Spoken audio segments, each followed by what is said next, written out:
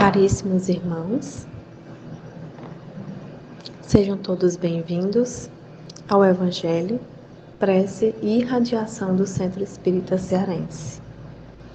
Que possamos nesse momento ser gratos pela oportunidade de participar desse Evangelho, momento pelo qual é possível aprendermos mais sobre os ensinamentos de Jesus e que ao aprender possamos vivenciar e colocar em prática.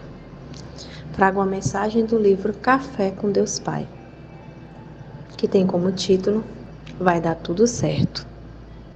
Não se apavore nem desanime, pois o Senhor, o seu Deus, estará com você onde andar. Quando ligamos a televisão para assistir os jornais, nos deparamos a cada dia com notícias cada vez mais alarmantes. Guerras, desastres naturais, entre tantas outras situações desalentadoras ocorrendo diariamente pelo mundo. E tudo isso tem causado medo ao coração de muitas pessoas.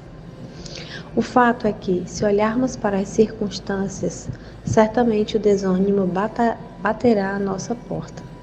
Aprendo que, independente do que esteja acontecendo ao nosso redor, ainda que o cenário seja de desolação e de más notícias mundo afora, Deus protege e faz prosperar os seus filhos.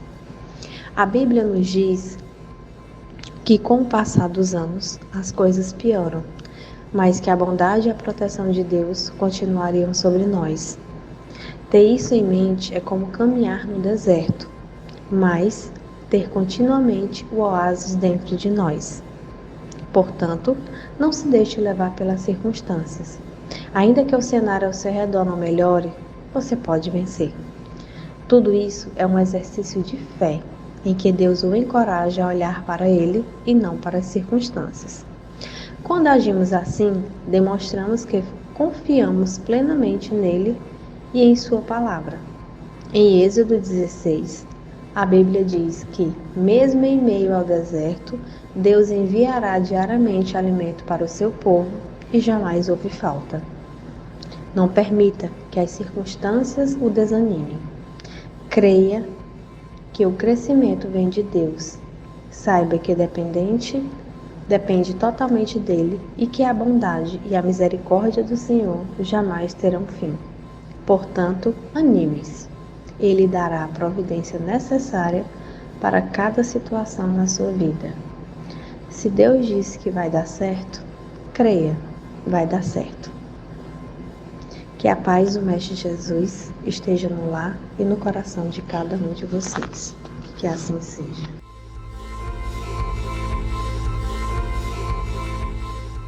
Boa noite a todos. Vamos à leitura do Evangelho da noite de hoje, itens 13, 14 e 15. Primeiro parágrafo, coragem da fé.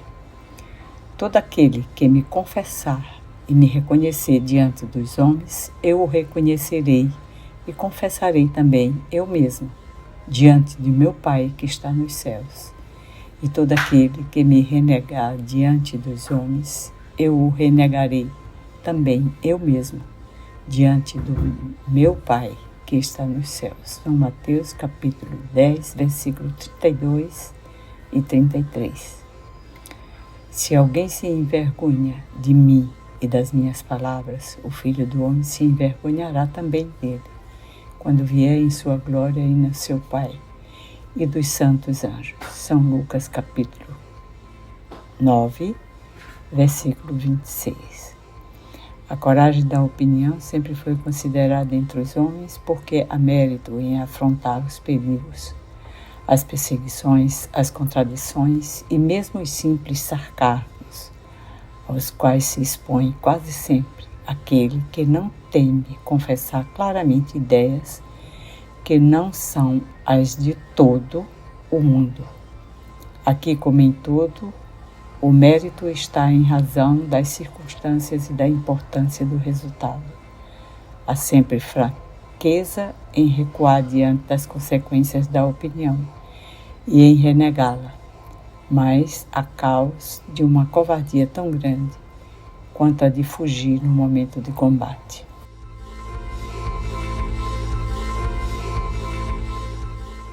No Evangelho de hoje, Jesus nos apresenta mais uma vez palavras fortes, onde não condiz com o seu exemplo, com a sua brandura, com a sua doçura. Porque será que Jesus vai nos renegar? Vai nos dar as costas? Não, ele não vai. Jesus é o enviado de Deus, nosso Pai. Ele veio à Terra para nos ensinar as leis divinas. Jesus está sempre do nosso lado. Ele percebe nosso esforço em praticar o bem. Ele reconhece a nossa força de vontade. E diante do Pai, ele vai nos reconhecer como seguidores de seus ensinamentos. Jesus, ele sabe que não é fácil seguir os seus ensinamentos por conta das nossas imperfeições.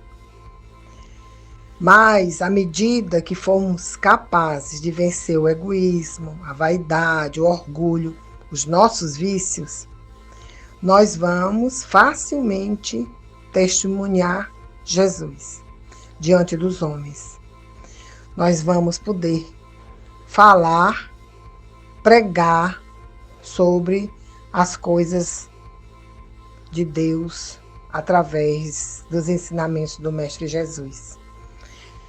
Vamos seguir as leis divinas. E somente Jesus, quando Jesus diz que vai nos renegar, é porque ele sabe que só vamos ver a Deus quando tivermos um coração puro. Quando formos capazes de fazer o bem, sem saber a quem.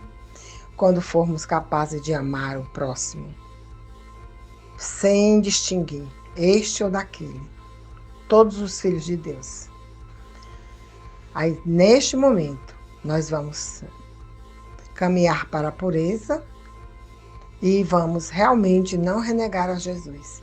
Porque só renegamos a Jesus porque não agimos de acordo com os verdadeiros ensinamentos do seu Evangelho. Aprendemos, falamos da boca para fora, mas temos dificuldade de agir, de realizar por conta das nossas imperfeições.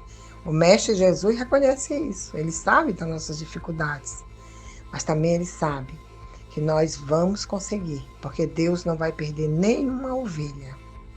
E Jesus é esse pastor pronto para resgatar todas as ovelhas para o Senhor Deus, para o nosso Deus. Eu vou ler agora uma pequena reflexão do livro O Evangelinho segundo o Espiritismo, de Lauro Bengarlo. Esse livro é para a juventude, né? As crianças, adolescentes. A coragem da fé. Renegar a própria opinião por medo das consequências é sempre prova de fraqueza. Mas há casos em que é mais que fraqueza, é covardia. É como fugir do bom combate por uma causa justa. Jesus, então, nos lembra que, se tivermos medo ou vergonha de assumir nossa crença e nossas convicções em sua doutrina, não seremos dignos do reino dos céus. O mesmo acontece com os adeptos do Espiritismo, que semeiam na terra o que vão colher na vida espiritual, sejam frutos da sua coragem ou da sua covardia. Nós espíritas, né, aqui já é uma reflexão minha, muitas vezes, para estar numa área de conforto, né, sem desavença com amigos e familiares de outras religiões, às vezes não tocamos no assunto. não falamos que são os espíritas. Mas é importante nos posicionarmos, agirmos, né? Porque não que a gente queira resgatar todas as pessoas para o espiritismo, mas não precisamos negar que somos estudantes da doutrina espírita. Eu mesmo, logo no início que eu comecei a frequentar palestras espíritas, eu não contei para ninguém. Eu ia calada, ia assistia. E teve uma época que eu fazia yoga. E eu deixei a yoga, né? E um dia eu estava atendendo um pessoal e a minha amiga de trabalho gostou do atendimento, achou ele sereno, meigo, né? Bom, evoluído, melhor. Aí ela disse: Nilce, a yoga tá te fazendo muito bem. Mulher, tu atender esse pessoal sem estresse, tão calma, tranquila. Foi tão bonito. Aí eu disse: eu não tô mais fazendo a yoga. Aí eu voltei e disse para ela: amiga, eu estou assistindo palestras espíritas. Quem está melhorando as minhas atitudes é o espiritismo. E eu vou continuar. Vou até entrar num grupo de estudo para estudar o livro dos espíritos. Ela olhou para mim e disse: então não é mais católica? Eu já fazia algum tempo que não estava presente na igreja católica. Mas o espiritismo está me fazendo muito bem. Aí ela disse: mas bem demais, pode acreditar. Né? Nesse momento, poucas vezes eu dizia que era espírita. Mas para as amigas evangélicas, especialmente, eu não falava. Não falava. Mas hoje eu já digo elas que eu sou espírita, né? E o Luciano Klein, né? Uma vez ele disse numa palestra que eu assisti, que a gente faz abreviação, SEC, SEG, CEFA, BEM, e não diz nome Centro Espírita Cearense. Ele disse: vamos aprender a dizer o nome do Centro Espírita completo. Aí hoje eu estou procurando dizer. Eu digo, posso até dizer a sigla, mas eu digo em seguida o nome completo. Porque a gente não precisa negar. É um caminhar. Somos diferentes, pensamos diferente. O pessoal da evangélica também é diferente, pensa diferente, mas somos todos filhos de Deus. Somos diferentes porque temos crenças diferentes, tivemos ensinamentos diferentes, oportunidades diferentes. Vamos aproveitar. E todos vamos tentar fazer o bem sem olhar a quem.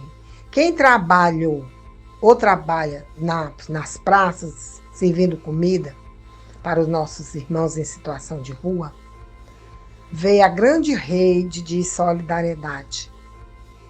Igreja católica, evangélicos, espíritas, pessoas que não são de nenhum, que são religião, mas vão assim. Eu venho aqui no meu particular, eu e a minha família. Então, gente, o importante é fazer algo, é começar a trabalhar, resgatar, arregaçar as mangas e agir na seara do Mestre Jesus. Boa noite.